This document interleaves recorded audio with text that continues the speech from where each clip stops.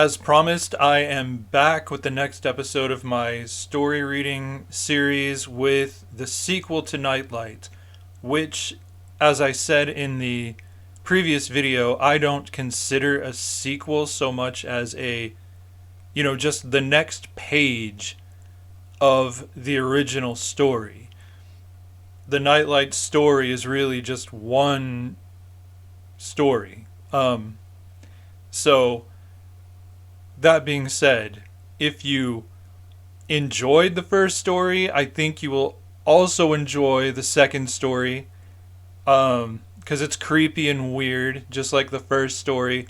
And if the only thing you didn't like about the first story was the incredibly dark ending, I think you will appreciate that that's not the real ending of the story. That just basically you turn the page and there's the next installment.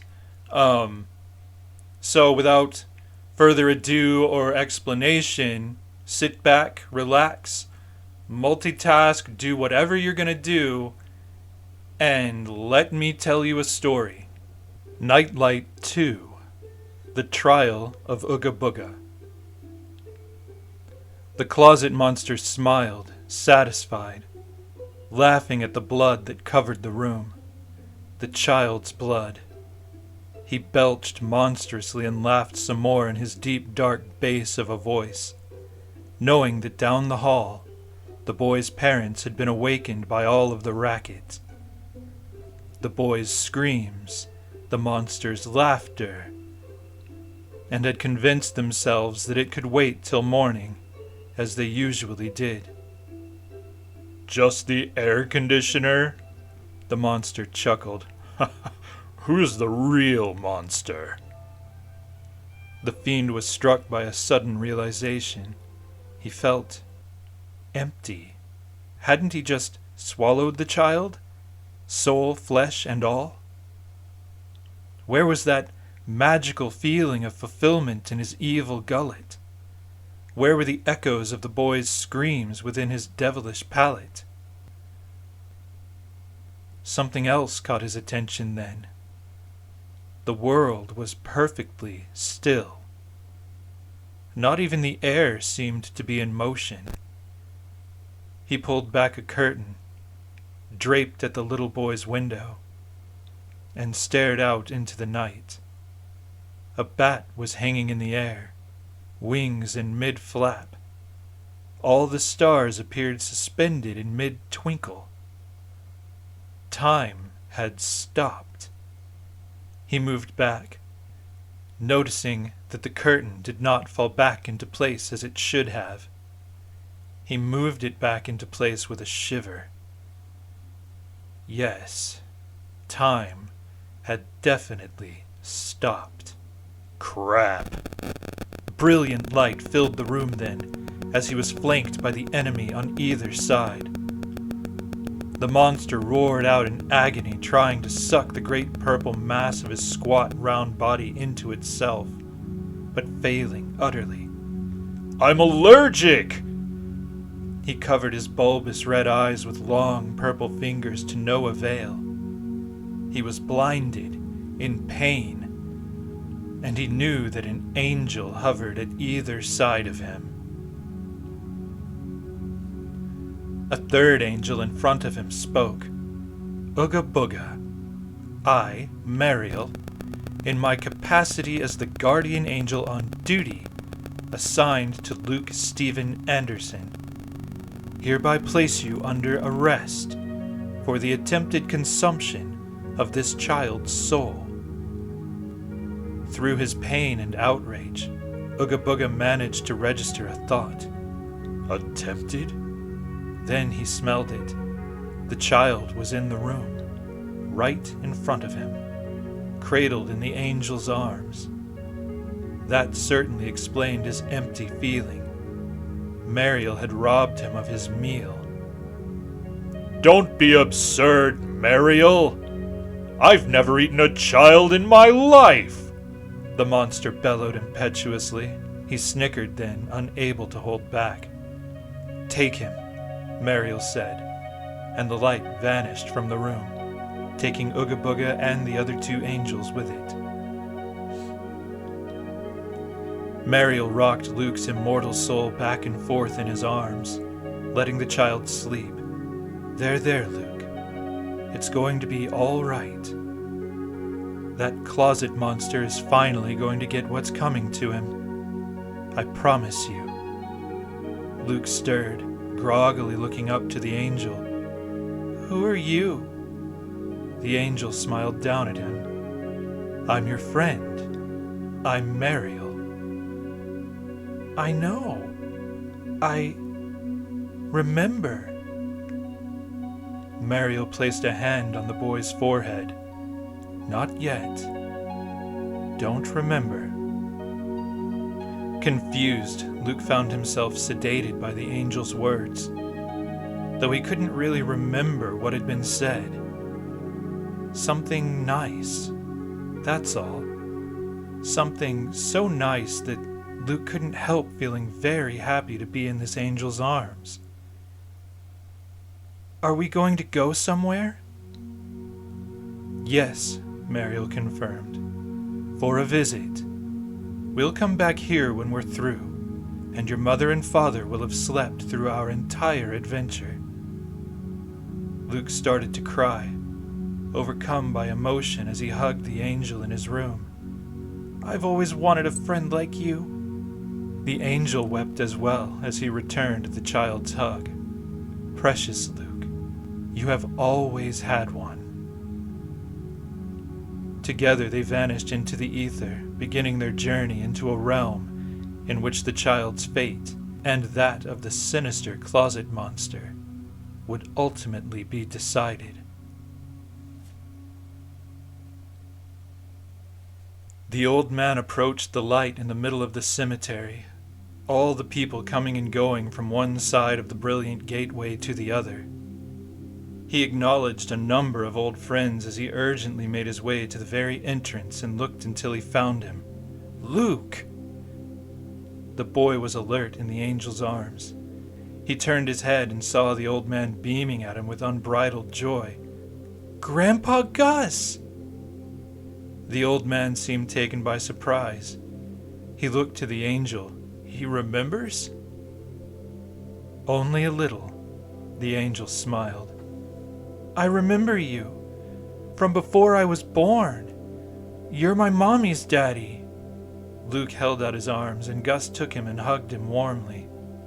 I've missed you, Grandpa Gus. I've missed you too, Luke.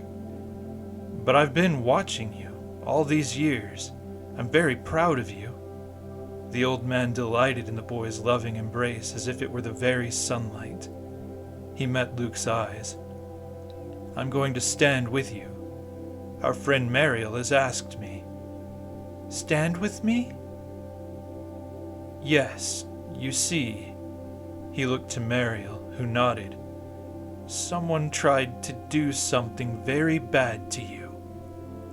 And our friends here want to make sure that he can't do bad things to anyone else ever again. Do you remember? A haunted, terrified look came over the boy's soul then. He wanted to eat me. The little boy's lips trembled, and he began to cry. Grandpa Gus held him tightly. You're very, very safe with me, Luke. You're very loved and very safe. Luke's tears dried instantly, and he remembered how happy he was to be with Mariel and Grandpa Gus. I want to help you. I want to stop him from hurting anyone else. Thank you, Luke. I'm glad. Gus chuckled warmly. What can we do? Luke asked. We are going to put him on trial for his crimes, Mariel answered in his soothing sing-song voice. We are going to send him far away, where he can't get anywhere near little children ever again. He smiled. And someone very special, he added with a sparkle in his eyes, has made it a priority to be our lawyer. Ooga Booga sat in his cell, dressed in striped pajamas with a matching cap. He began to write a letter on a little scroll that he pulled out of thin air. "Dear Uncle Screwtape." The door to his cell creaked open, and the light from two angels sent the closet monster scurrying underneath his cot. "Mr. Booga, your lawyer is here for a conference." When the door closed and the light was back to minimal, Ooga cautiously peeked out from his hiding place, then plopped the rest of the way out with enthusiasm at the sight of his visitor. "Judas Styx, you old casket worm!" Ooga's smile outgrew his head, and his yellow teeth nearly touched the walls. The skeleton before him, held together by evil itself, laughed as it lifted a cigar to its jaws with its left hand and puffed with satisfaction, cackling like the shadowy monster that he was. "Ooga Booga. Tragic to meet again under such unfortunate circumstances. The master sends his regards."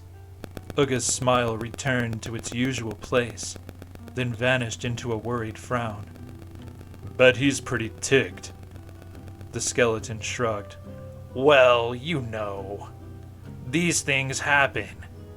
Sometimes we all get a little bit too into our work, and we all come close to crossing the line. We forget the guidelines. Like the time old Firebrand set that vacant igloo on fire and left it burning for a week.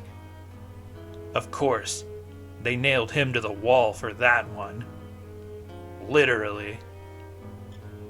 Even I get carried away sometimes. Why, just last week I had a narcoleptic priest holding a gun to his head, ready to give up, when he up and falls asleep. It was all I could do not to lean over and pull the trigger myself. I had a hand hovering over the gun before I remembered my place and miserably slinked back into the old fool's closet to wait for another round. "Gracious, Styx, how did you do it? I bet you went after him with a vengeance thereafter." The skeleton shrugged again. "I tried. The guy prayed like a pro, which I guess figures. The boys in light showed up and drove me away, but I did get 3 altar boys to blow their brains out later that week." He cackled loudly and coughed on the smoke from his cigar as he did so. "Not a total loss. Ah, mortals. They're so much fun to mess with." "Indeed. Remember that time we both showed up in the same closet?" "Oh, right. The 12-year-old who seduced his gym teacher. What a riot." "Not quite too old for me to eat, and just old enough for me to talk into suicide." The skeleton joined the closet monster in evil laughter, then suddenly stopped, trying to remember something. "Just how did we resolve that one anyway? I don't recall." Ooga Booga slapped his old friend on the back and was rewarded by the eerie rattling of his lawyer's bones. "I ate you. Then you convinced me to shoot myself, and you crawled out through the hole." "That's right. We both felt we'd met our night's quota after that, and we went back to hell for drinks." Ooga Booga sighed. "Ah, those were the days. Now, this." He gestured to the walls of his cell. "Yeah, they've really got this place secure. I remember when this place was all there was. Sheol, land of the dead. Now they've gone and compartmentalized the afterlife. If you're good, you go to heaven. If you're bad, you go to hell. And they even changed this place's name to Purgatory. What a stupid name." "I still call it Sheol." Judas Styx inhaled greedily on his never-extinguishing cigar. "Me too. But we really should get down to business." "Of course." The two villains each took a seat at the little table in Ooga Booga's cell. So, what do you suggest? Well, first tell me the truth. Did you do it? Did you swallow the soul of Luke Steven Anderson? I sure did. It was exquisite.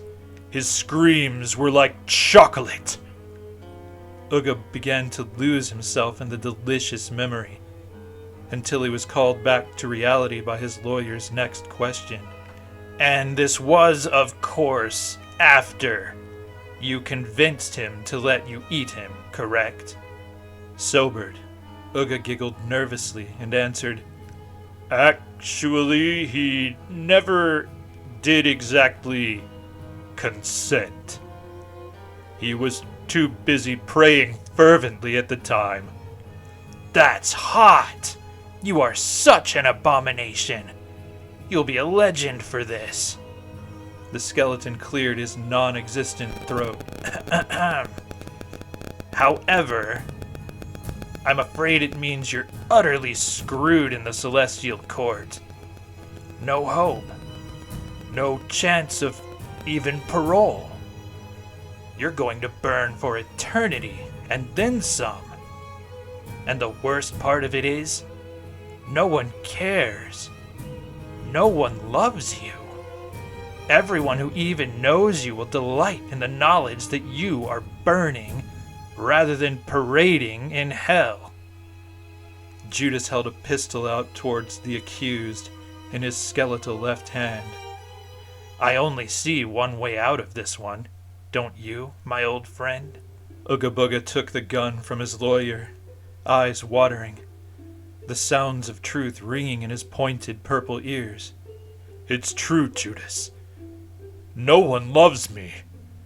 I'm going to be a complete joke in hell after this. I can't go on. Do it, Ooga. No one will miss you. Pull the friggin' trigger and end the pain. Why should you suffer for us? We hate you. You're a pathetic fat glob of demonic afterbirth. You're right. You're right. Ooga Booga put the gun to his head and shouted out, I give up! He pulled the trigger, blasting gore from the inside of his demonic head all over the walls of his cell. Judas sighed and leaned back in his chair, taking another puff of his cigar. I just love my job. Ooga Booga sat back up and laughed. Yeah, you have a gift, Judas Styx. Too bad I'm immortal! The two demons laughed so hard that the walls of the cell literally shook, and the angelic guards had to knock on the door to get them to keep it down, lest the light should be let in while they discussed their strategy.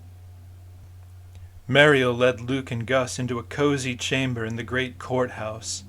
The walls were paneled with wood, and a fire burned softly in the fireplace. There were a number of wood carvings placed about the room, including, Luke noticed, a small wooden statue of what appeared to be his parents holding him and hugging him, sitting atop the desk, which appeared to have been carved out of one solid piece of wood. No one was seated in the wooden chair beside the desk, and an empty perch was positioned there as well. Luke wondered idly if his lawyer had a parrot. Several more people, or more accurately, creatures, entered the room then. 3 angels, a lion, a cow, and an eagle. One of the angels and all 3 of the animals held pens in hand, talon, paw, or hoof, and stared at the perch expectantly. Luke looked at the perch too, wondering what they were waiting for. He looked up to his grandfather, who was still holding his hand gently. The old man looked down at Luke with a gleam in his eye. We have the best lawyer on this case. He often takes different forms, depending on his client. Simply be patient, and have faith in his inevitable return, and he will be with us. Grandpa Gus's words puzzled Luke.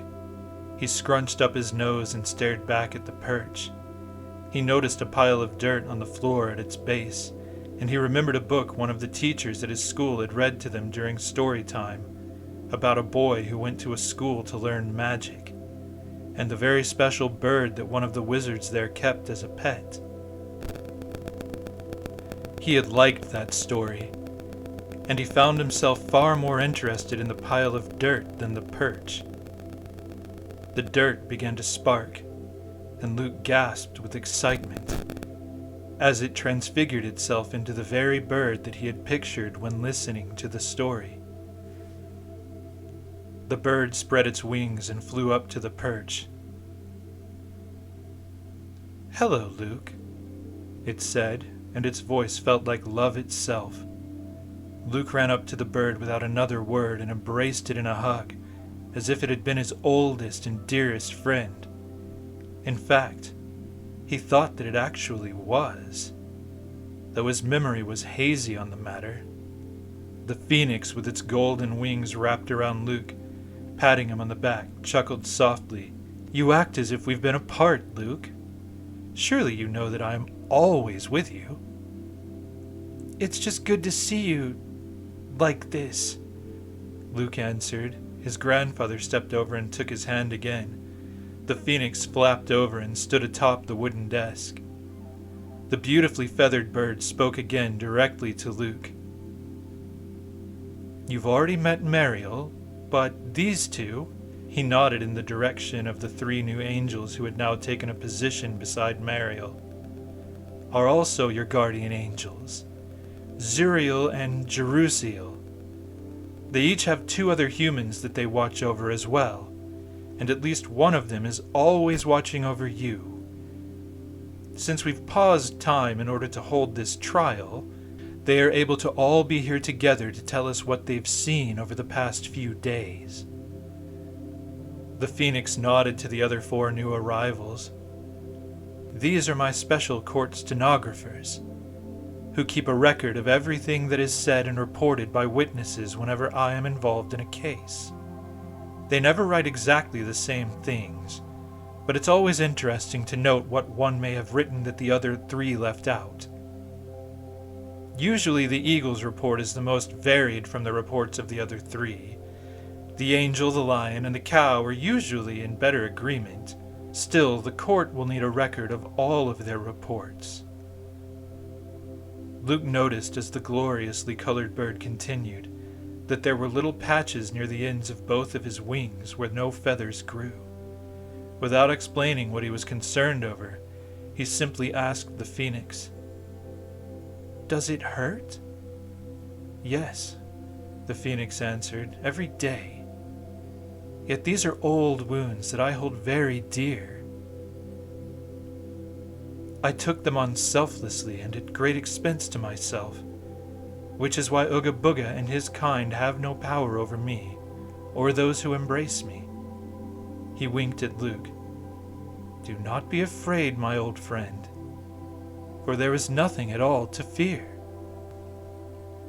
Luke sat with his grandfather, his lawyer, and his three guardian angels on the right side of the courtroom, while Ooga Booga sat in chains on the other side with his lawyer, the suicide demon Judas Styx.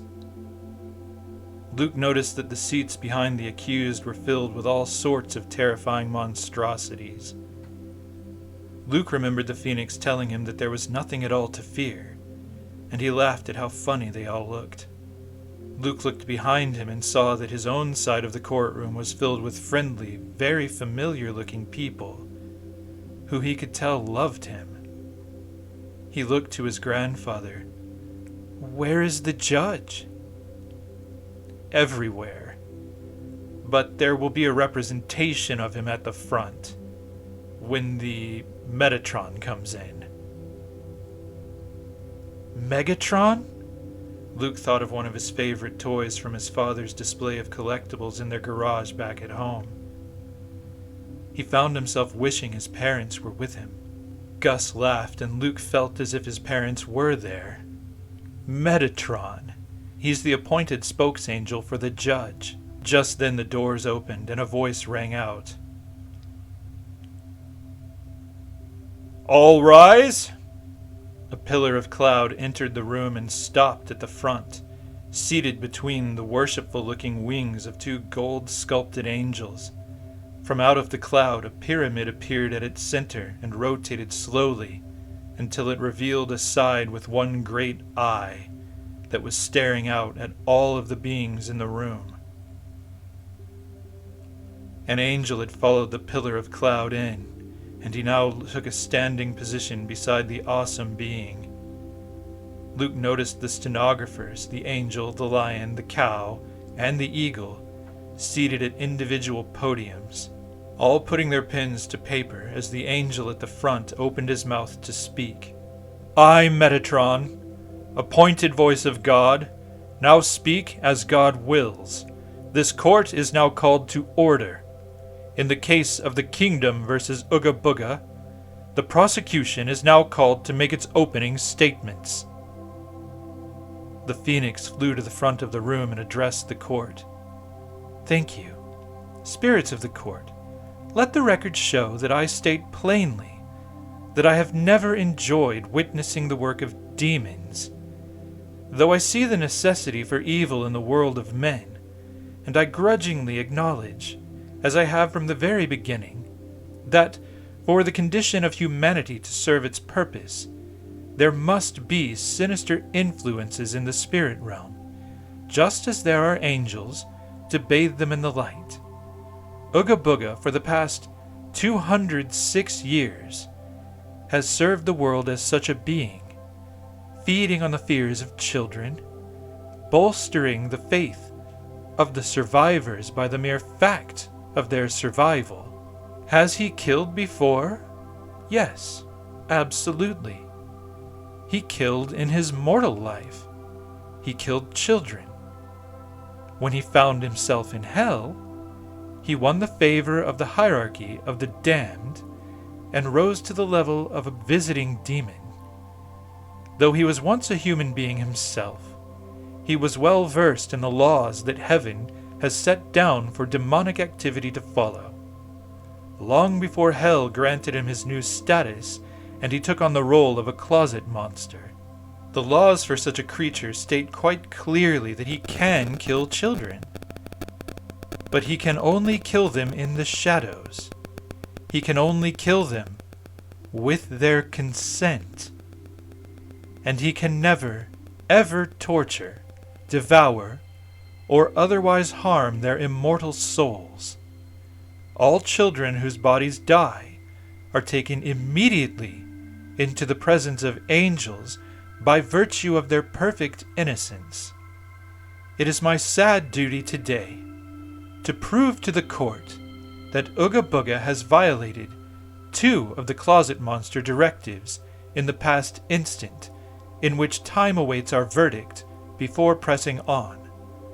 In the case of Luke Steven Anderson, Ooga Booga not only killed the boy without consent, but swallowed his soul, intent on digesting it and taking its energy to further enhance his own demonic form. Ooga Booga's nature and purpose have always been very harsh, and we have watched him closely. It is no secret that I have had no taste for his business. But do not be deceived, for I have always been fair.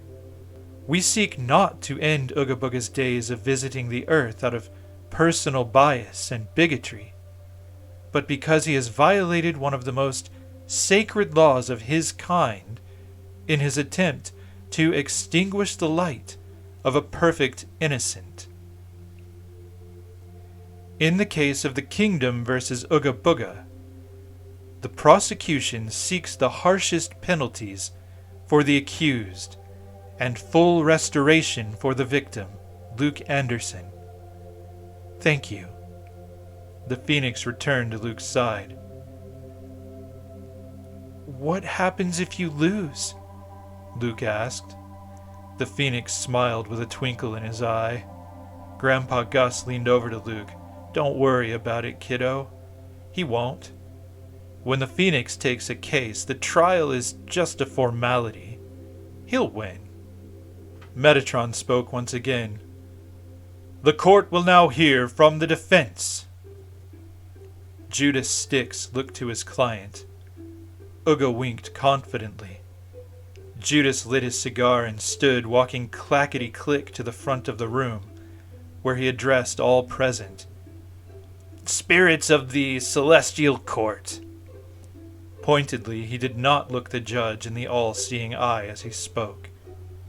My client, Ooga Booga, has been wrongfully arrested and shall enter a plea to the court of not guilty. We shall also prove that it was the boy's parents, John and Allison Anderson, who, albeit inadvertently, granted their permission for the death of their son.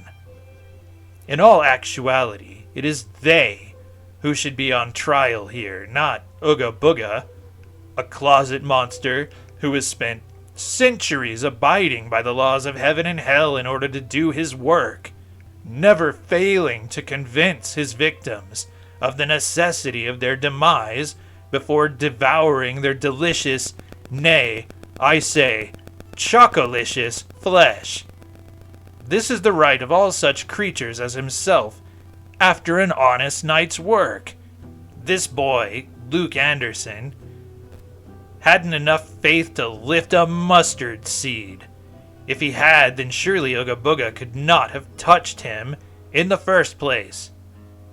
Is it not my client's purpose to sift out the weaker elements? Not to mention the fact that he never had the chance to commit the second crime for which he is accused. The boy's soul was taken from him, unannounced, by the presumptuous guardian angel known as Mariel, who now accuses my client of swallowing a soul that sits in this court in plain sight, clearly still in existence and not absorbed into the form of the poor, wrongfully accused closet monster that he has always hated, who had just been doing his job like any other demon on the night in question. We request, on the proving of our case, that Ooga Booga be fully reinstated and granted the boy's soul for a slave in compensation for the unnecessary interruption of his work and for the threatened defamation of his vile, putrid character. To hell with you all! As Judas made his way back to his seat, he paused, noting the shocked silence of the room. He shrugged, taking another puff on his rank cigar. What? Where I come from, that's a compliment.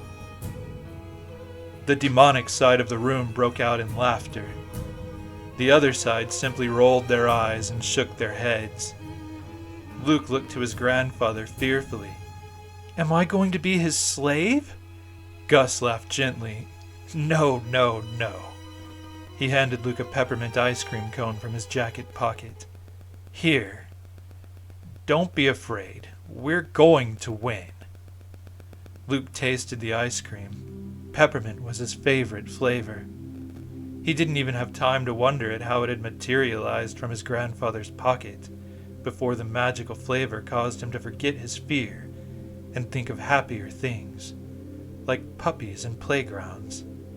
In fact, he almost forgot where he was completely, save for the warm presence of his grandfather and all of the new friends who were seated around him. A few moments passed, and the first witness was called to the stand by Metatron to be examined by the prosecutor. Luke exchanged a smile with the witness, who was another little boy with a ponytail and clothes that reminded Luke of a book he'd been read about George Washington. The boy took the stand, was sworn in, and bravely faced the Metatron, who simply smiled and instructed the boy. "Tell us who you are. Then bear witness as is relevant to this trial."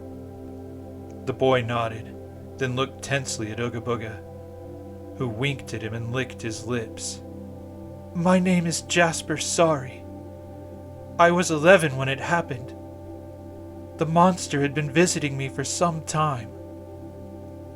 He would enter my room every night, and he would offer to devour me, to make me a part of him.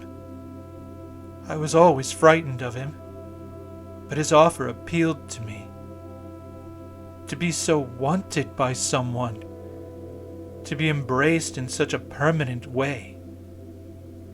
I would dream about him. I couldn't stop thinking about his offer to murder me. After a few nights of my refusals, Ooga Booga stopped appearing to me. I would stare into my candle and I would cry every night, wishing I had the strength of will to say yes to him, wishing I had the courage to leave my family. I knew they didn't love me. They made me work until my feet bled every day. Father would whip me with the belt or the shillelagh if he thought me lazy.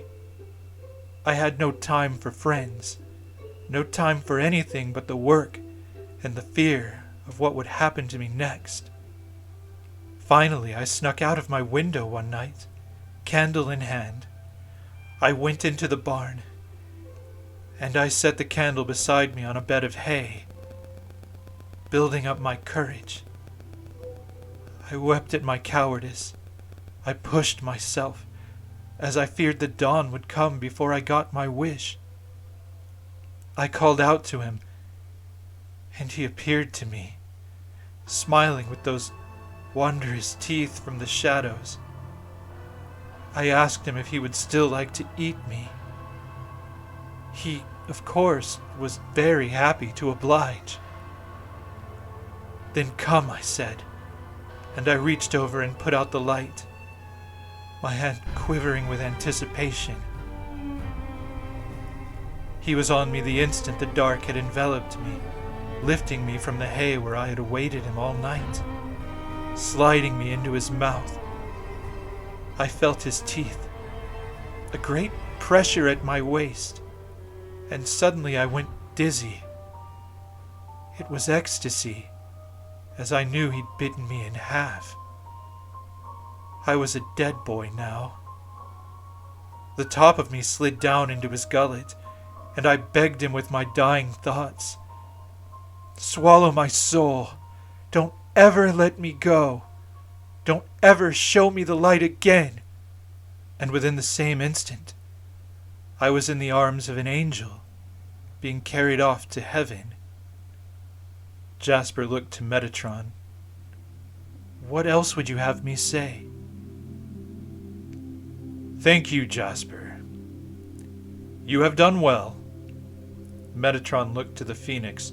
"Would the prosecution care to question the witness?" "I would." The Phoenix flew to the front of the room and perched before Jasper. "Jasper, how did you feel about what you had done when you reached the angel's arms?" Jasper looked down, sad. Suddenly I was seeing clearly. I'd been very confused in my brief mortal existence. I was abused. I wanted to escape. Love and pain were synonymous. I thought the monster must have loved me more than anyone. "So, would you say that Ooga Booga manipulated you into letting him eat you?" The skeleton rose from his seat and yanked the cigar from his jaws. "Objection!" "On what grounds?" Metatron asked. "On the grounds that it's a damn good point, and I'd rather it not be made. It could hurt my case."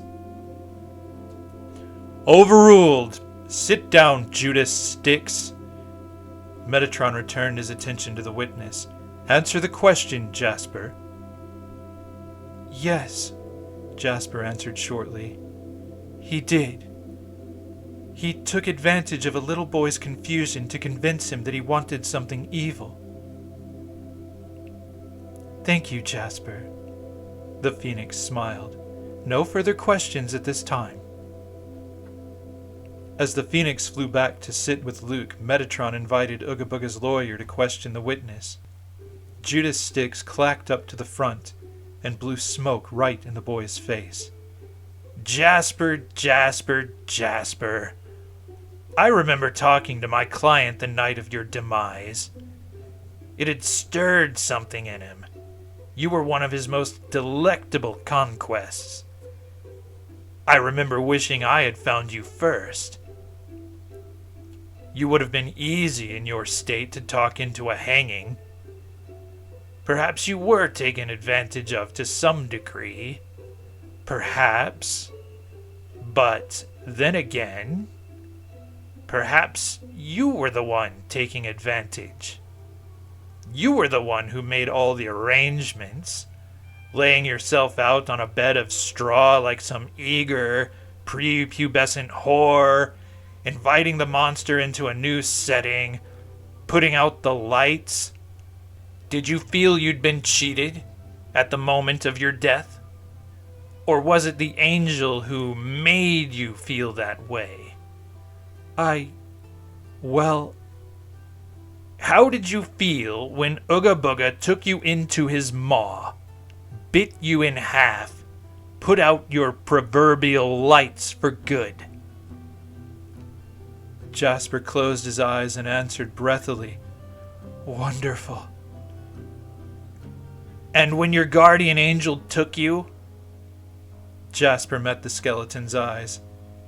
"Sad. But I've been in counseling here. I'm happy now." Sad. That was your initial feeling before centuries of brainwashing in heaven's light. A light that you, at the time of your dark contentment, had wanted nothing to do with. The skeleton turned his attention to all who were listening. This boy was in no torment until the angel arrived and ruined his desired experience. No further questions. "But," Jasper went on, "I was a lost child. I have another chance coming up, and No further questions," the skeleton repeated sharply. Metatron met Jasper's stunned gaze. "You may step down, Jasper. Thank you." As Jasper took a seat, Metatron called another witness to the stand. This time, the child who answered the summons appeared much younger than Jasper. He was giggling, and he stopped on his way to the front to stare right at Ooga Booga. The closet monster noticed him and gasped with fear. "What's he doing here?" "Relax." Judas patted him on the head. "He's my pick, just like the last one." "Why him? You know what he is." "Miss me, Panty Man?" The boy grinned as he licked his lips. "I want you in my stomach." "Get it away!" Ooga Booga pushed himself backwards as far as his squishy body would go. "The witness will take the stand immediately," Metatron commanded. The little boy laughed and trotted up to the stand. Judas Styx leaned over to the closet monster. "Trust me, he's giving us exactly what we need." Metatron invited the new witness to introduce himself and offer his testimony upon being sworn in. The child stared at Ooga Booga, his innocent-looking eyes turning red as he grinned with sheer iniquitous delight. "My name is Arthur Diceman. I was 5 years old when it happened." He giggled as any child would at the sight of a humorous cartoon. "Panty Man," he paused and whispered to Metatron. "He's the same color as my mom's panties." Turning his attention again to the courtroom, the little boy began again. "Panty Man showed up in my brother's room, my newborn brother Tony.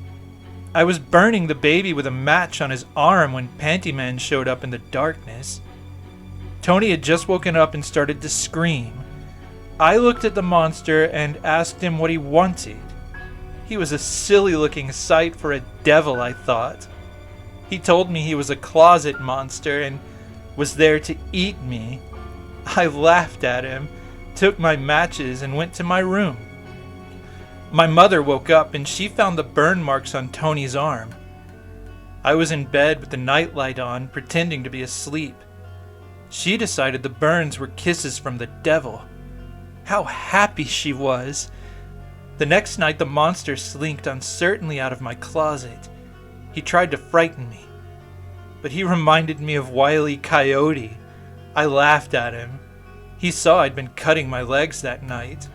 I explained how I was trying to cut deeper each night, trying to see my own bones. That made him smile. He offered to show them to me himself, to bite me open and eat me, to swallow my soul and grant me endless torment. He could tell I wanted to suffer. It was my bliss to be in pain. I needed to hurt. I beckoned him closer to me. But that's when he revealed his allergy. I promised to put out the light and let him tear my flesh from my bones. When the darkness came and he approached, I lit a match and stuck it in his eye. The witness broke into uncontrolled giggling for a solid minute at this point, and Ooga Booga cringed. As for Luke, he was presently lost in the flavor of his peppermint ice cream. Arthur went on. As he recovered, I lit a flashlight and shined it on him. He cried out in agony. He ran away. I left the nightlight out. I called to him. He wouldn't come back. He was scared of me. A big baby. A panty sissy. I thought he was stupid. But he'd been fun. When he didn't come back after several nights, I had Mommy draw up a circle and summon him for me. I told her he was a demon who refused to obey me. I didn't tell her his agenda. I didn't tell her about our games. I didn't tell her what I really wanted. Nobody knew that. You see, I had seen a demon in my brother's room. A real one, not just a little panty thing, a week or so before. It had picked the baby up and made him dance on his feet in his crib. Mommy had come in and sent it away, putting Tony back to bed. I wanted to play like that. I wanted to do more.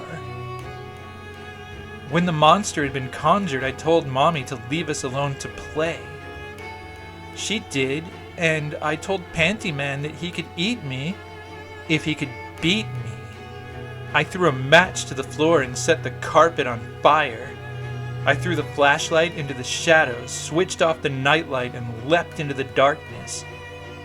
Panty Man grabbed me, and I punched him, laughing as he bit off my arm, pulled the bones out of his mouth, and showed me what they looked like. I was ecstatic. I told him to finish me off, and he tossed me into his mouth like a piece of candy. I died, and I felt a pull, but I fought against it. I began to eat the Panty Man from inside of his mouth. He cried out and spat me out. I saw him and my guardian angel. The guardian was beckoning me, but I had other plans. I fled into my brother's room and I picked him up, making him dance the way the demon had. He was sleeping hard, so I danced him right out of his crib and down the hall into my room. I danced him right into the fire, and he woke up screaming and burning. It was the funniest thing I had ever seen. And then the angel yanked me away. Mommy came in and pulled Tony from the fire. He paused to laugh hysterically. He caught completely on fire before Mommy saved him, and Panty Man was just standing there staring at the whole scene as the fire grew, backing into the shadows as if he'd peed his pants. My angel was sort of freaked out too. He giggled. "Thank you, Arthur," Metatron said. "You've done very well." He turned his attention to the Phoenix. "Would the prosecution care to question this witness?" The Phoenix flew to the front. "Of course. Hello, Arthur." "Hello, Godling." "I have but one thing I'd like you to verify for the court." "Certainly, old friend." When Ooga Booga first approached you, you told us he claimed that he would swallow your soul and give you endless torment. Is this correct? Oh, yes, absolutely. The child's red eyes narrowed. Of course. I've boldly lied to you before. Do you recall? Not I, Lord, not I. I remind you again, old friend. You are bound to tell the truth here. And I remind you, there are some sins so terrible that no amount of rebirth can cleanse a soul from their taint. No new name or family can save a man who commits the unthinkable sin. I remind you that I love you. I forgive you. We'll keep trying to help you forgive yourself. No further questions. The child's head took on the qualities of a jack-o'-lantern then, and he lunged at Ooga Booga by stretching his neck in the closet monster's direction. I will have you inside of me, panty man. You will be my supper. Ooga Booga squealed like a little girl as the jagged, pointy teeth of the little boy's pumpkin head snapped at him violently. Order! Metatron called out. The child's head returned to its normal position, but he chose to keep the jack-o'-lantern teeth. Would the defense care to question this witness? Judas Styx stood up nervously. Sure. He walked up to the front, clattering just a little bit more than usual. Arthur. Ah, sweet bones. How I long to feed on you, as you fed on me in that fateful moment at the cliffside tree. The boy lunged, clamping his ferocious jaws down on Judas Styx's arms. Judas pulled a gun out of thin air and shot the boy's pumpkin teeth right off of his face with a horrified scream, backing away as the nightmarish visage was replaced by the innocent-looking features of 5-year-old Arthur Deisman. Metatron, seriously! This thing even creeps out the lords of hell. Can't you do something about him? Metatron smiled thinly and simply asked, Do you or do you not have any questions for this witness, Judas Styx? Nerg, I do. He straightened, gathering his composure. Arthur Deisman, you numerous times reincarnated and numerous times damned, but inexplicably forgiven waste of ectoplasm. Would you say that you have many friends here in Sheol? You mean heaven? I mean, whatever. Yeah, heaven. That makes a point in itself. You died a child. That means no matter what, you go to heaven, not hell. If we must live in a segregated afterlife after all. But when you've died other times, like the first time, when we met at the cliffside, you've done time in hell or purgatory. You committed the unthinkable sin. You tried to murder God. You are by far the most detestable soul in all of creation. Would you say this is true? The child only giggled merrily. Judas Styx sighed in exasperation. He looked to Metatron. My point here is that this thing has an adverse effect on even the demons of hell. In his last life, his mother, the satanic witch, had been a Catholic nun before his unexpected birth. She'd fallen in love, left the convent, become a missionary. Then when this guy was born, it was all, "Hail Satan! I'm going to murder my husband and use demons to cover up the evidence." What I'm saying is that Arthur's refusal to let go of his guilt for committing the unthinkable sin tends to corrupt and warp the people around him. Just look at the effect his presence has had on my client during the present instant. When my client approached this child 29 years ago, he had no idea who it was in that little body. He didn't know that this child had the power to twist even the thoughts of a demon. That this child had the power to corrupt him into plotting to swallow his soul. And as with the present situation, Ooga Booga didn't do it. As Arthur sits here before us, Ooga Booga was guilty only of a thought that may or may not have come from his own devious mind. Oh, it was his idea, all right, Arthur chimed in gleefully. Says creation's most treacherous abomination. Judas Styx angrily pointed his cigar at the child. Arthur breathed heavily on the cigar and it turned black, crumbling into dust. Judas Styx stared for a moment, then pulled another cigar out of the ether, stuck it in his jaws, and walked away. I have nothing further to say to this witness. Arthur considered. Of course, my brother Tony wasn't twisted.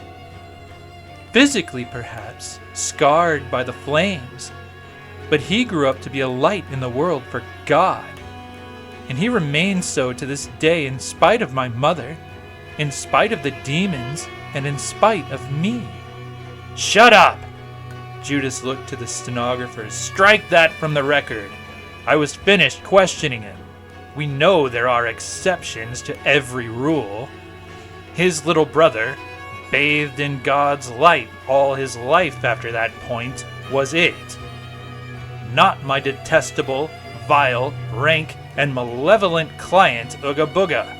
Satan himself is unnerved at the mention of that murderous little brat at the witness stand. And as for me, I'm finished with him. Metatron nodded to the boy at the witness stand. Thank you, Arthur. You may go. The little boy giggled merrily and leapt over the witness stand. He then skipped right up to Ooga Booga and stared at him. What?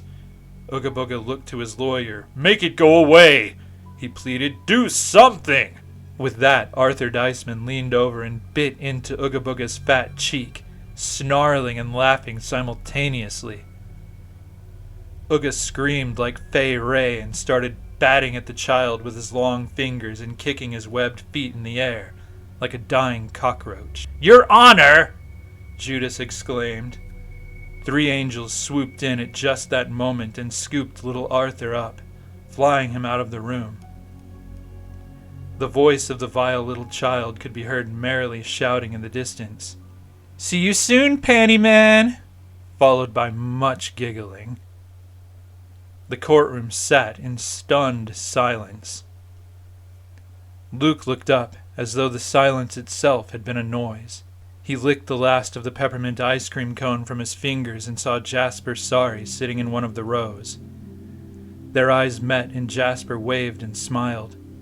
Luke waved back, thinking he'd found someone he could play with when this was all over. His attention was given to the front of the room then, as Metatron spoke for God.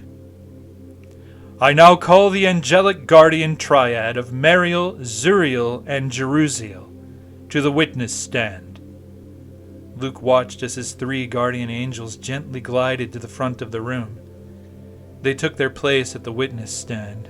Luke marveled at the stand itself, which seemed to have grown so that the 3 could sit together comfortably, where only one person had fit so snugly before.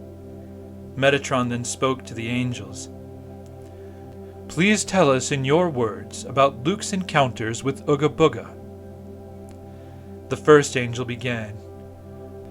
My name is Jerusiel. I and these other 2 are Luke's guardian angels.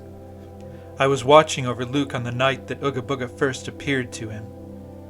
I was of course very nervous. Luke could sense the evil in the room with him. But, as is so often the case, his parents weren't taking the matter seriously, dismissing it as a child's wild imagination. The monster taunted Luke vocally before leaving the closet.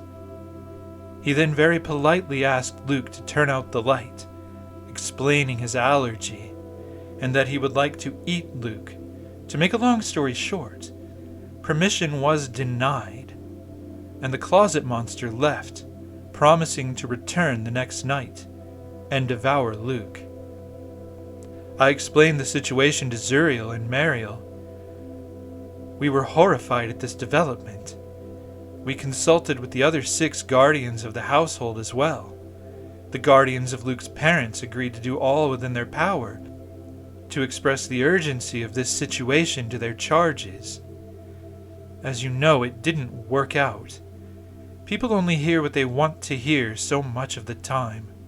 Jerusiel began to weep, and he put a hand on Zuriel's shoulder, urging the other angel to take over. Zuriel spoke then. I am Zuriel, and before I tell you about the next night, I must say what Jerusiel was unable to say before emotion overtook him. Jerusiel told us that the monster had seemed more sinister than normal. He made statements that implied a disregard for the rules. While none of us had witnessed such a thing, Ooga Booga claimed to have eaten infants right out of their cribs. He also promised Luke that there was nothing to fear in death because oblivion would await him once the monster had swallowed his soul. He also promised Luke that there was nothing to fear in death because oblivion would await him once the monster had swallowed his soul. Therefore, we feared a premeditated violation of the rules from the start. On the second night, I was watching over Luke. The other 2 angels in the house at that time, the guardians of Luke's parents, had failed to win them over through sympathy or protectiveness. John and Allie had their own agenda for the evening, and Luke was not a part of it. They wanted him to sleep quietly far more than they wanted to hear the urgings of their guardian angels. Thus was I left alone in the room, occupying a higher dimension beyond their sight, of course, with Luke and Ooga Booga. The closet monster had decided to make a night of pure terror for Luke. He used gore as well as psychological terror and bad singing to "I object!" Ooga Booga shouted as he stood. "My singing is sumptuous and near to..." He noticed the all-seeing eye on the pyramid turning on him, unblinking, staring at him, into him, and through him, causing a chill to course through the monster the likes of which he'd never known. "Fine!" Ooga Booga, pale with fear, sat down and slumped in his chair, averting his eyes from the unyielding stare of the great judge, until the eye began to glance over the room once again, and Ooga was released from its terrible power. Metatron urged the angel to continue with his testimony. Judas Styx murmured to his client, "Let me do the objecting." "No problem," Ooga Booga said in a much smaller voice. "That was a little taste of hell. And not the hell I run freely through either. It was something worse." Ooga shuddered, and the angel continued his testimony. "As I was saying," Zuriel went on, "the monster terrorized Luke, but not without revealing his backup plan should Luke not consent to being eaten that night. The monster had a plan to use the boy's father to get at Luke. He told Luke that the next night his father would serve Luke to him on a silver platter. See, Ooga Booga had taken note of Luke's father's distaste for the nightlight. He knew that Luke's father was looking for any reason at all to get rid of it. Luke prayed fervently, and through God's presence I was able to give him strength through that energy, to channel it into Luke's own will to send the monster away for another night.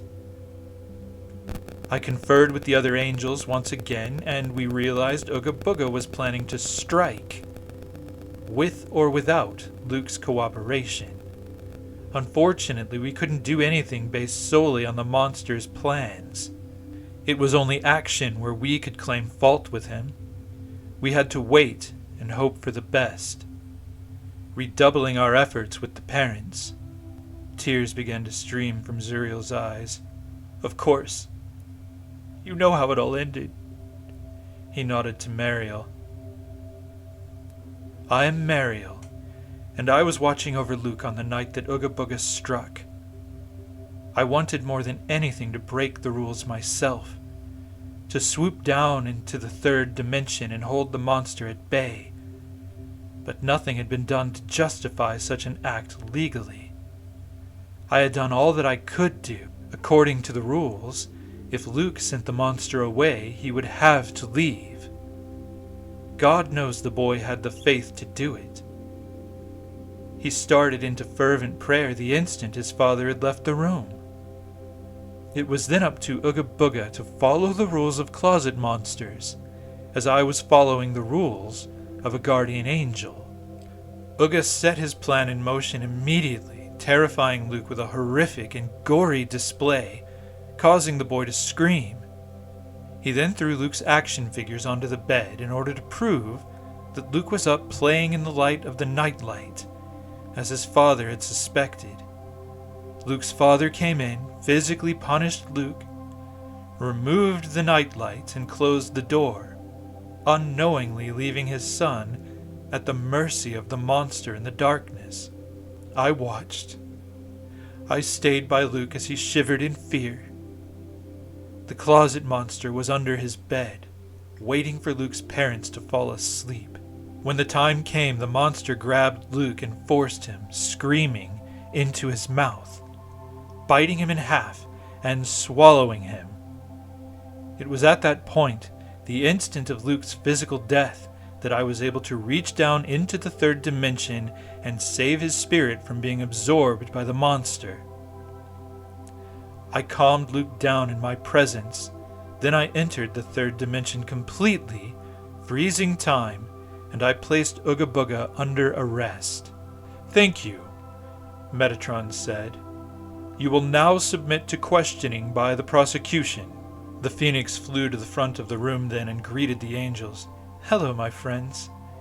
Thank you for your testimony. It was much easier to listen to than the one that preceded you. Arthur pointed out to me and to the court that he had lied to me before. That can be troublesome in a case like this. So tell us, if you will, how likely it is that you could be lying about what you heard Ooga Booga saying to Luke, or what you saw transpiring in the third dimension as you watched over Luke. Not possible, Mariel said. No, added Zuriel. Guardian angels are unable to lie. It's beyond our ability. What if you tried? Asked the Phoenix. Jerusiel giggled. We would not be able to speak if an untruth were trying to pass our lips. An attempt to lie, so I've been told, would render an angel silent. Anticipating my adversary's take on that statement, said the Phoenix, would you lie to the court right now, as a demonstration? The angels all looked at each other, puzzled, then turned to the Phoenix in unison and said, No. Don't answer the question, please. Just do it. Lie. But, Zuriel said, what shall we say? Tell me that you hate humanity. Silence. Tears of frustration. The angels looked at each other, then to the Phoenix. Mariel spoke up miserably. We're sorry, Master. We can't do as you ask. We tried, and it was as we'd always been told. We were rendered mute. Please forgive us. We wanted to obey you. The Phoenix laughed. You have done exactly as I wanted, my friends. Thank you. Relief washed over the angels then, and they were all smiles. Now that your unequivocal honesty has been established, I would like to review some of the finer points of your testimony. You said that Ooga Booga claimed to have eaten children right out of their cribs, that he told Luke he would eat him and swallow his soul. Yes, Jerusalem answered.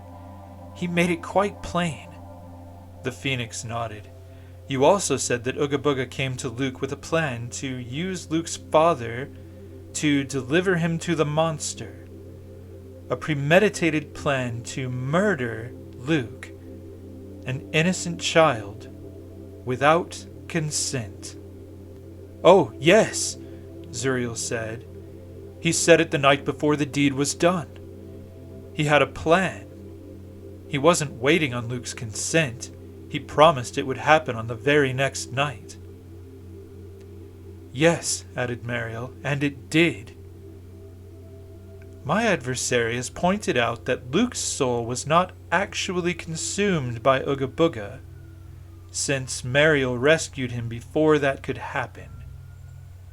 How could a guardian angel possibly manage to present such a false case against a supposedly innocent closet monster? Did you break the rules to rescue Luke preemptively? I was well within my parameters, Mariel said. I am able to intervene under certain conditions, depending on the sort of demon and the sort of human interaction it has sought out. In the case of a closet monster, once such a creature takes a child without the child's consent, I can step in and rescue the child's soul. We brought him here for attempting to swallow the soul, in addition to the already committed crime of unlawful demonic murder. I give you my word, had I not grabbed Luke's soul at the instant that I did, it would have been absorbed into the being of Ooga Booga. Luke took all of this in stoically, trying not to feel hurt. He tried to be serious and stay strong for his grandfather. He felt a tap on his shoulder, and turned to find the little boy who'd waved at him now sitting behind him. The little boy offered his hand. I'm Jasper. Luke, he said as he shook Jasper's hand. Want to see my spinning top? St. Nicholas made it for me. Sure. Jasper pulled an object out of his jacket pocket and set it on the back of Luke's seat. He pumped it several times, then let it go. The little top spun back and forth across the back of the bench. Luke forgot about the trial once again and became far more interested in his new friend's toy. Luke's grandfather smiled and returned his own attention to the proceedings. So, in your opinion, is Ooga Booga dangerous beyond his mandate? The Phoenix asked. Yes, they said simultaneously.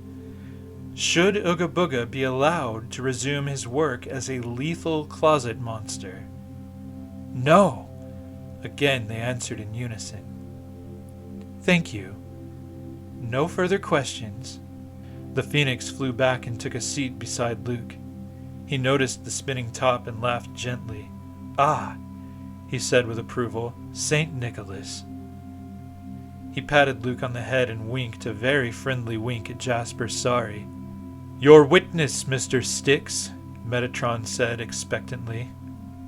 Ooga Booga looked miserable. Get me out of this, Styx, or I'll make you into a snack. I'll use your femurs as toothpicks. Judas cackled as he stood and lifted his cigar to his fleshless jaw. Oh, go jump in the lake with a cement floaty. Abruptly, the two villains began laughing heartily, and the hellspawned defense lawyer clicked and clacked his way to the front of the courtroom. So, let me get this straight. You can't lie. The three angels shook their heads mutually and said, No. Then let me ask you this, Mariel. How do you know what would have happened had you not intervened when you did? The boy's soul was in the monster's throat. Ooga Booga was physically poised to swallow him. But how do you know that my client wasn't on the verge of realizing his misstep? How do you know that he wouldn't have foreseen this outcome and simply spat the boy's soul right back out? Oh, Well, Well? I don't. The skeleton blew smoke from his cigar into the angel's face. I see. He began pacing as he spoke. You referenced watching things unfold from a higher dimensional plane. Couldn't you see all possible outcomes from your vantage point? Of course. That's how we knew which path was the hottest, the one most likely to be followed. Most likely? So, are you saying that there was a possible outcome in which Ooga Booga did not swallow Luke Steven Anderson's soul? Well, certainly, but Next question. Can angels commit suicide? objection, said the Phoenix. Sustained. Answered Metatron. My bad. Judas Styx offered with a shrug. Professional curiosity. So, now we have established that my client might have done something else? No, Mariel answered. No. The skeleton was outraged. Are you lying to me, Mariel? Because you have now said two things that cannot both exist as truth in the same universe. Was my client surely about to swallow Luke Steven Anderson's soul? Or was there another possible fourth dimensional timeline in which my client remembered himself and did not swallow the child's succulent little soul? Answer the question. You are lying. Angels can lie. How hard is it to conjure silence when asked to lie? I'm not lying. I can't lie. Both of the things I've said are the truth. Impossible. Ooga Booga had already chosen the path that led to swallowing when I intervened. The path was red hot. I knew it was happening. It was in the process of happening when I stepped in. The skeleton tapped his chin and considered. But the action didn't go through to conclusion, did it? Mariel shook his head. No. Why not? Mariel shrugged. Because I stopped it. And why, Mariel, did you stop it? Because it fell within my mandate as a guardian angel to do so. You are all well versed in demonic law, yes? Judas Styx turned to Ooga Booga slightly, the red light in one of his eyes winking out and back again in a gesture of confidence towards his client as he awaited the angel's answers. The angels looked at each other, then nodded their heads and said, "Yes." And of course, you realize then how intricately woven demon law is with angel law. Just as you are so knowledgeable about our ways, we are also knowledgeable about yours. "Yes," they said. Then doesn't it stand to reason that my client, horrid, blubbery cesspit of an entity that he is, would know well beforehand that the child's soul would be rescued by his guardian angel on duty? The angels began to murmur their confused acceptance of that line of reasoning, but the skeleton cut them off. My adversary has made a point to remind the court how absolutely premeditated my client's plan was. Ooga Booga had the plan lined out in his head the night before. Doesn't it stand to reason, since we have established this was not an act committed in the heat of the moment, since we have established that a great deal of thought went into this deed many hours, in fact, a full global cycle before the act was committed, that in the process of meticulously plotting out the following night's villainy, Ooga Booga, a closet monster of more than a century's experience by his own modest account, and more than 2 centuries' experience according to the celestial records presented here today, also took into account that it was impossible to actually swallow a child's soul in the presence of his ever-present team of guardian angels.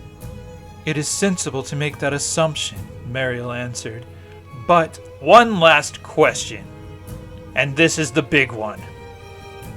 Did my client swallow the soul of Luke Steven Anderson? The angels answered in unison. No. Thank you. No further questions. Judas Styx cackled to himself contentedly as he made his way back to a devilishly smug-looking Ooga Booga. Metatron spoke then. We will now recess and allow both parties to prepare their closing statements. All spirits present began to murmur as they dispersed, leaving the celestial courtroom empty, save for the all-seeing eye and Metatron, who simply awaited their return. You're brilliant, Styx, Ooga Booga bellowed. It's a wonder you're ever met with resistance by the mortals you approach. True. If I get you off against that phoenix of all beings, I'll be a legend in hell for all time. Ooga Booga laughed out loud. Yes, hell! I was thinking. For a time it looked as though I was sure to lose. And what would they do with me? Send me to hell? Torture me? The monster grew a pair of rabbit ears then and affected a faux frightened pose. Oh, please, Brer Fox. Please don't throw me in that briar patch. He and his compatriot laughed, and Ooga resumed his usual form. There is one thing, though, Styx offered. What's that? The skeleton took a puff from his cigar. You're completely screwed. Oh, that. Ooga shrugged jovially. No, I'm not just being myself. You really are screwed. No one beats the Phoenix in court. Granted, he's usually arguing for the defense. But either way, he wins. It's sort of his ball, right? This whole thing is just formality. And you did murder the boy. There's no arguing that, you twisted bastard. He patted Ooga on the back with camaraderie. You're a legend already, no matter how this thing winds up. But a screwed legend. Crap. Now I wish I could kill myself. Yeah, even when I'm not even trying. Judas Styx cackled to himself. But look, much as I hate to say it, there is hope here. The skeleton began to cough violently. Ooga Booga patted his lawyer on the back and waited for him to regain control. There now, you said it. No need to backtrack, you slimy sleazebag. Go on. Thanks. See, the charges were unlawful demonic murder and attempted soul swallowing. I think we can get them to sentence you based on the murder alone. And it can be undone. We can get you out of here with a slap on the wrist. They can't get you on the soul swallowing. You didn't do it. And that's the bottom line. The Phoenix may not make mistakes, but angels, honest as they are, can make an honest mistake. We could win that point. So, how does it end for me? That's the genius of my plan. I'm going to ask the kid to decide your fate. What? That's insane! Do you realize how sadistic children are? Judas Styx shrugged. Not this one. Haven't you been watching him? He's easily won over by peppermint ice cream and old Sandy's spinning tops. I imagine his sentence for you will be creative, but not brutal. Brutality is relative. What if he turns me into a Tickle Me Elmo? That would be disappointing. I bet he'll do something weirder. Oh, thanks. Well, hell. I guess we'll give it a go. Better than letting God sever me from all existence or something. Judas shrugged and exhaled smoke that drifted in all directions as the two arch-villains considered their next step carefully. In the Phoenix's office, Luke asked his grandfather, "What happens now?" "Now we win," his grandfather smiled. "Do I get to talk?" "Only if you want to. You've helped by letting this whole thing go forward. Your angel's word is infallible, so their testimony made it so you don't have to give one." "Oh, I'm good then, as long as he doesn't get to hurt anyone anymore." "Oh, he won't," said the Phoenix. "Not if you don't want him to." "I don't," Luke said. "I don't either," said Jasper Sari, who had followed them into the room. "It's taken me a long time to get better from what he did to me." Luke put his arm around Jasper. "Don't worry, Jasper. We'll get through this and he'll be finished as a monster. Grandpa Gus told me so." "Yes," said the Phoenix. "It's good you have each other now. A very good thing indeed. I'm ready when you are, Luke." "I'm ready." "Good," Gus said as he picked Luke up. "Then let's go." Together they followed the Phoenix back into the courtroom. When all had gathered, Metatron called the Phoenix to make his closing statement, and the Phoenix flew to the front of the room without hesitation. "Spirits of the Celestial Court, you have heard many things today, many disturbing things. It has been established that this closet monster, Ooga Booga, murdered the body of Luke Stephen Anderson without the consent required of closet monsters. It has been established that he planned to do this, premeditating the crime in great detail long before its execution, and that he did in fact, regardless of his knowledge of angelic law, and regardless of how he may or may not have chosen to behave or expected the angels to act after the fact, attempt to swallow the soul of this child. While this monster's motives and the myriad fourth-dimensional aftermaths that never came to be can be endlessly debated here, the crimes themselves cannot. I am, therefore, taking into account the creature's remorselessness and the fact that he broke the laws that regulate evil in the cosmos, asking for the ultimate punishment of banishment from existence. Ooga Booga will exist outside of everything, unable to feel pleasure or pain, unable to cause fear or interact with any being, until such time as he feels true remorse for his actions, which will not include remorse for his punishment. This is a monster among monsters. There is no room for him in any corner of our creation. The prosecution rests. Thank you." Metatron spoke. "We will now hear the closing statement of the defense."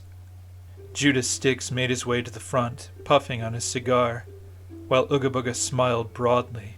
"Spirits of the Celestial Court, this monster among monsters, as Ooga Booga has been called for his alleged line-crossing crimes, is a victim, robbed of the opportunity even to fully commit the crime he is accused of before being arrested and brought into this court for sentencing. And that's exactly what has happened. We all know the trial is a mere formality when the Phoenix is involved. It's all been a show trial to keep the denizens of hell thinking they have some sort of a voice as long as they follow the rules. I cannot argue that my client is evil. It's his nature. It is his very role in the cosmos to spread fear, pain, to lure children into the shadows and take their light from the world. I cannot deny that he broke the rules when he killed Luke Steven Anderson without the boy's consent.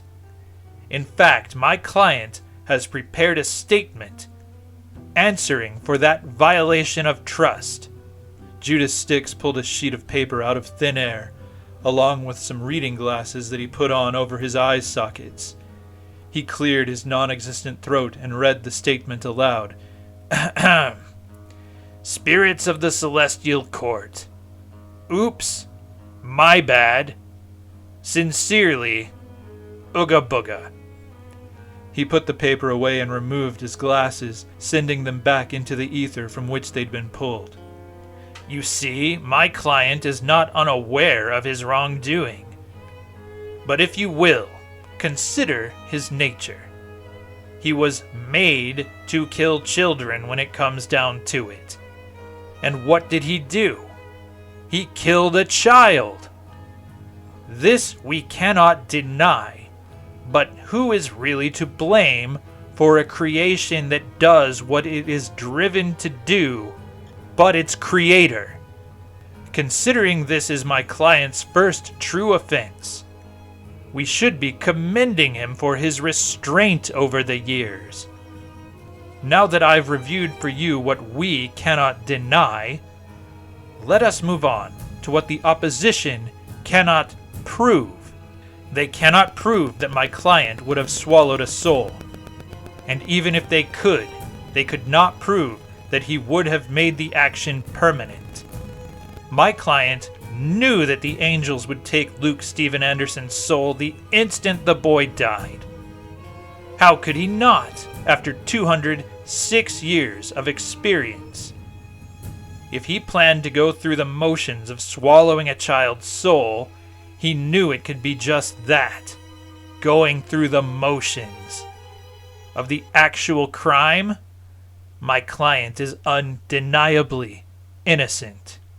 However, pleading guilty to the crime of unlawful demonic murder, which is by no means an unnatural act, we ask only that the sentence be determined not by the high and mighty judge of eternity, who would have us punish a killer that he himself programmed to kill, but by the one person who actually has a right to be miffed, Luke Anderson himself.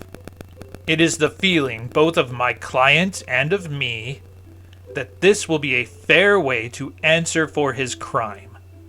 Considering his nature and the fact that this is his first real offense, banishment from creation seems severe, even for someone as vomitously evil, as murderous, bloodthirsty, astonishingly terrifying Ooga Booga, a closet monster who is here for having done what a closet monster is designed to do.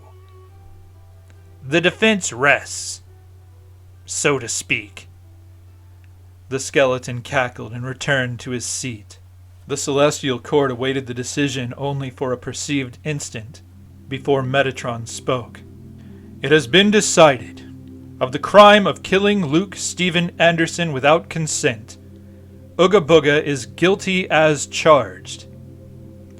Of the crime of swallowing the soul of Luke Steven Anderson, Ooga Booga is innocent of action, but guilty of heart. However, it is the decision of this court that the recommendation of the defense be acted upon. Ooga Booga is hereby and immediately sentenced to the whims of Luke Steven Anderson.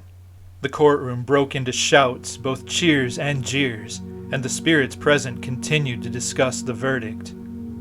Order! called Metatron, and everyone went silent. "Luke," he said gently, "approach me." Luke looked to his grandfather, who nodded. The Phoenix and Jasper Sari did the same. Luke smiled and walked up to the front of the room. Metatron asked, "Luke, this is your monster now. What would you have us do?" Luke thought of his favorite book, the one his mother had thrown away. The one where the hero, Max, took control of the monsters on the island who wanted to eat him and became their king. He smiled mischievously, a twinkle in his eye. Metatron looked deeply into the boy's eyes then, and he smiled. "It has been decided," Metatron announced. "Ooga Booga, come forward and sit at the witness stand to await your fate." Ooga Booga looked to Judas Styx nervously. "My fate?" "Relax, it's a kid. It can't be that bad."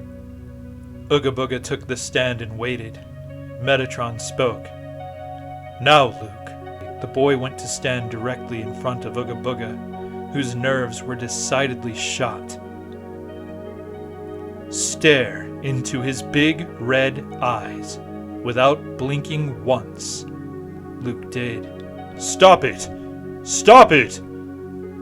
I can't say why, but that's terrifying," Ooga Booga protested. Luke leaned forward, still unblinking. "Really?" Ooga Booga's once very deep voice began to shrink. What's happening to me? He squeaked. I sound like a freaking chipmunk! Luke continued to stare, and Ooga Booga began to shrink. His green hair fell out, and purple fur began to grow all over his body. He shrank and he shrank. His eyes became white with big, endearing black dots in the middle. An antenna sprouted from the top of his head with a smiley-faced yellow star at the top. Ooga Booga's teeth disappeared, and his throat became smaller and smaller. No! He wailed in a squeaky little voice. This can't be it!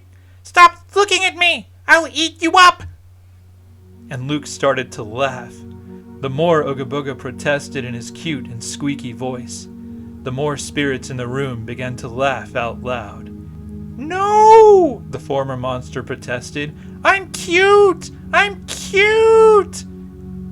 Luke laughed and laughed. Jasper Sari ran up to hug him, and the two of them began urging the thing that had once been a closet monster to threaten them. I'll swallow you both! I'll... Stop laughing at me! Ooga Booga began to cry, and realized that his cute, fuzzy, and enormous smile would not leave his face. Ah, shucks! The laughter continued, and then Metatron called out, "Order!" The room went quiet, but Luke and Jasper still stood before their killer, smiling as brightly as they ever had.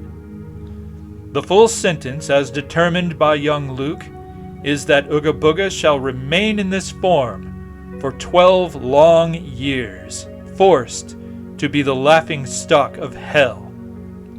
At the end of this time of torment, he may resume something of his old form, but his teeth will be as soft as pillows. It will tickle when he bites, and his throat will be too small to swallow even an acorn. The celestial court is now adjourned. Thank you. Everyone stood to leave. The laughter resumed. Ooga Booga bounced cutely over to his lawyer. You failed me, Judas! Look at me! This is all your fault! Judas snickered. Stop it! I hate merry laughter, and I can't help it whenever you speak. Or when I look at you. He laughed out loud. You're pathetic.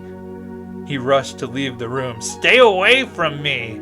Ooga Booga screeched loudly as he bounced after his lawyer. Styx! Styx! You can't let them leave me like this! Styx! When the villains had left the room and quiet had returned, Luke's guardian angels stood around him, and Grandpa Gus kneeled down to speak to him. "Luke, you did very well here. I'm going to miss you." "Miss me?" "You're going home." The phoenix approached then and further explained. "It isn't your time yet, Luke. That was the violation the closet monster made when he took you. Your parents are having dreams tonight about this. They'll keep a better eye on you from now on. They are dreaming of losing you. You have to go back to them." "I understand. Will I remember?" "Not everything. Not right away. You'll remember some of it as a dream. You'll know the monster isn't able to hurt you anymore, but you won't remember the horror of what he did to you. Not until the day your time really comes to join us again. But we'll be with you throughout your life, and you will be changed. You will see things. You will be able to help people who see things and are frightened by them." "But who will help me?" Luke asked, overwhelmed. Mariel spoke next, and Luke met his eyes. "We all will, but especially Jasper. He'll be going back too, to help you. He'll see all that you do, and you'll help him with the decisions he makes." "How? We get to be brothers," Jasper said. "I'll be brought home to your house in July. My parents just told me. I get another chance." "Really?" Luke asked with a thrill in his voice. "Yes," Mariel answered happily. Jasper beamed. "I can't wait." "Me neither," Luke said as he hugged Jasper tightly. "I've always wanted a brother." Grandpa Gus picked Luke up then. "It's time to go, Luke." Luke turned in his arms and waved to his friends. "See you later. Thanks for all your help." Grandpa Gus carried Luke out of the courtroom and set him down in his bed. No sign remained that anything horrible had happened in Luke's room. As Luke was tucked in, his body was restored, back to perfect health. Gus smiled as he watched his grandson sleep. A little while later, Gus's daughter walked in, looking very afraid. "Luke?" Luke woke up, slowly, to the sound of his mother's voice. "I'm okay, Mommy. Tell Dad I'm okay." She went and sat on the bed, scooping him up in a ferocious hug. "I love you, Luke. Did you hear us? We both had a bad dream. We dreamt..." She shook her head. "It doesn't matter. I'm just so happy it was only a dream." She hugged him, and silently she cried at the thought of ever losing him. "It's okay, Mommy. I'm okay. And Jasper is coming." "Jasper?" "My brother. He'll be here in July." Allie paled. "How did you..." "I haven't even told... I just found that out. I just know, Mommy." She kissed him on the head. "Well, let's keep it our little secret for now, okay? I have to break it to your dad, but I think we're all going to be very happy." "Yes," Luke said, "and I'll be there to make sure my brother isn't scared of the dark. Do you want your nightlight back? I can go and get it out of the trash. I'm sorry for letting you be scared all night." "No," Luke said. "My new nightlight is... me." "What does that mean?" Allie asked, amused. Luke yawned. "I'm not scared anymore. I'm their king. King of the wild things." Luke's eyes fluttered, and he smiled peacefully as he drifted back to sleep. Allie rocked him, thinking on her dream, forever grateful for second chances. All right. And there you have Nightlight 2. That hurt my throat. Um,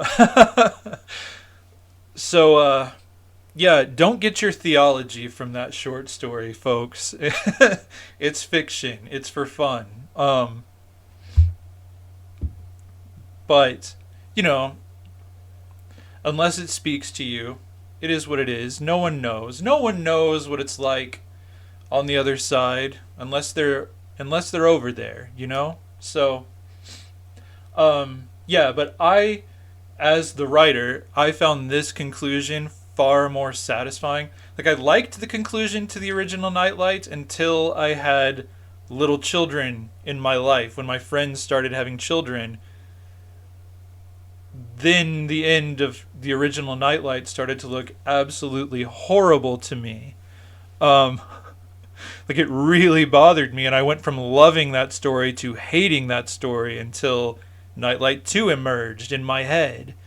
And yeah, I thought this then was the real story. This was the conclusion. But as I said in the previous video, I have written Nightlight 3.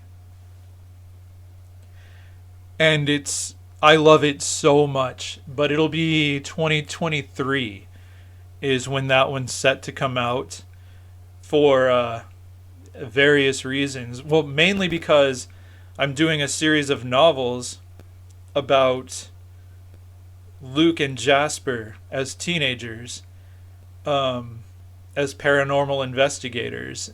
And I don't want... There's, like, continuity. Like, I want Nightlight 3 to not spoil those novels in any way. So that's why we're putting it off until the first 2 books have come out, which should have happened by 2023. So, right, if you like that story, if you liked these characters, there is a lot more to come with these characters who I thought I was done with after one short story. Anyway, next story is going to be far more lighthearted than the Nightlight stories. I think I'm going to do "And Then an Elephant Shot Out of His Chest." So, yeah, until then, if you like this video, if you like my stories, if you like the other weird stuff that I do on this channel, like the video, click subscribe, and you'll get more weird, pointless crap out of me than you bargained for. Until then, thank you very much for listening, and I'll see you next time.